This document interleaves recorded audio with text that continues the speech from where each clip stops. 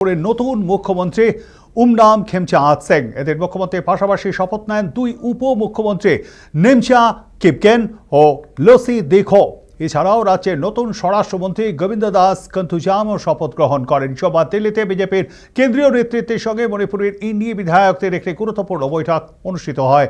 আর সেই বৈঠকের পরই মণিপুরে নতুন সরকার গঠনের প্রক্রিয়া চূড়ান্ত হয়। কিছুদিন আগে মণিপুরের জটিল জনবিন্যাস এবং মেতে কুকি সংঘাতের কথা মাথায় রেখে বিজেপি একটি ভারসাম্য বজায় রাখার কৌশল নিয়েছিল। পরিকল্পনা অনুযায়ী মুখ্যমন্ত্রী মেতেই সম্প্রদায় থেকে হলেও উপমুখ্যমন্ত্রীর পদটি তুলে দেওয়া হবে কুকি সম্প্রদায়ের কোনো প্রতিনিধির হাতে। 2023 সাল থেকে মণিপুরে চলা ভয়াবহ জাতিগত দাঙ্গায় 300-রও বেশি মানুষের প্রাণ গিয়েছে এবং গৃহহীন হয়েছে লক্ষাধিক মানুষ। তৎকালীন মুখ্যমন্ত্রী এন বীরেন সিং এর বিরুদ্ধে পরিস্থিতি নিয়ন্ত্রণে ব্যর্থতার অভিযোগ তুলে সরব হয়েছিল বিরোধী দলগুলি। ক্রমাগত চাপের মুখে পড়ে গত বছর 9 ফেব্রুয়ারি বীরেন সিং পদত্যাগ করতে বাধ্য হন। এরপর থেকেই রাজ্যে রাষ্ট্রপতি শাসন জারি ছিল।